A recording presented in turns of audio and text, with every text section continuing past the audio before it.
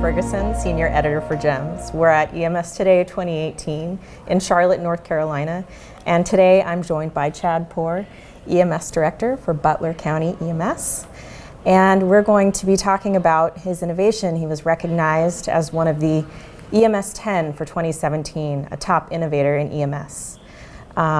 So Chad, tell me a bit about this work that you did with ambulance design in Butler County.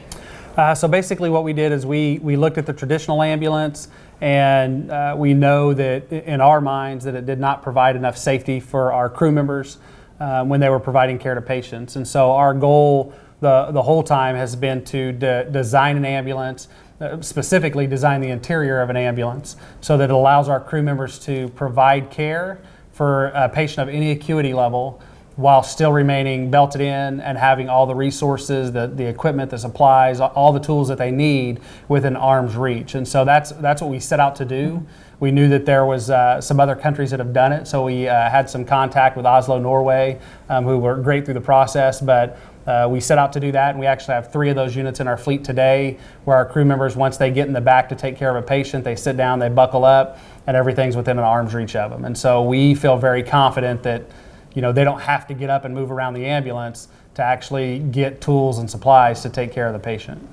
So what did that process look like when you were first starting out? I imagine it was daunting. Extremely, and even today it still is a little bit, right? So we're the biggest challenge we face the whole time is overcoming criticism. Criticism within, not just within our own agency from people, but from the outside. So everybody wants to talk about safety.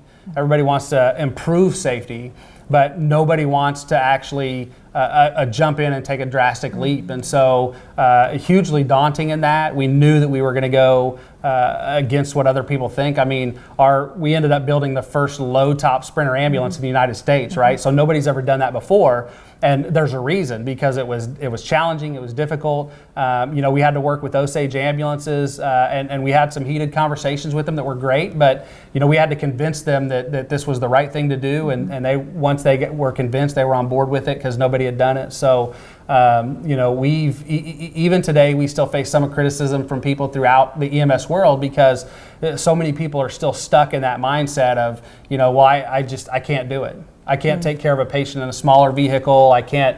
There's not enough room for me. I need a big ambulance. I need this, and so that was probably one of our biggest challenges, was convincing not just outside people but even our own internal people that, hey, look, it's not about how big or how small your ambulance is. It's about how functional and how ergonomically correct your ambulance is, and that's the goal that we set out with. That's what we had to overcome. Was a lot of that, and people. Seeing EMS the way it's always been, in big trucks and lots of room, and we kind of went away from that and said we don't need all that. We just need to be able to let our people function correctly in the back, and our people get it now. They get it, they love it, they like it, and slowly we're getting other people on board. So once you were able to overcome that initial resistance, what has been the feedback and the experience of your crews? So they love it. I mean, we're like any other agency, right? So we've got 1 or 2 people that aren't as excited about it, but the vast majority of our crews have been great. Most of them told us they were skeptical when we first did it, but they were open-minded and willing to take that risk. They were nervous when we got the first one in, but now that they've worked in it, they all have said that the ride is much smoother for them and the patient. It's a lot easier to drive the vehicles that we have today. But more importantly, they've all talked about the fact that, I don't have to get up and get things to take care of my patient. And they said that's, the interesting piece is most of them said that the 2 difficult challenges is getting used to being able to stay seated and reach everything they need.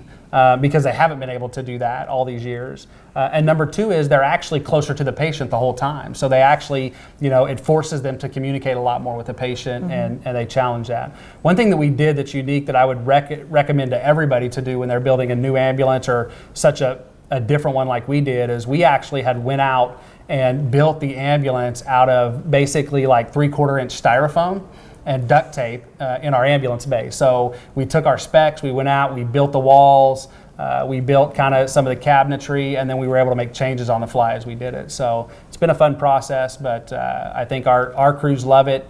They share it with everybody else now, and now they're challenging other agencies to do the same thing.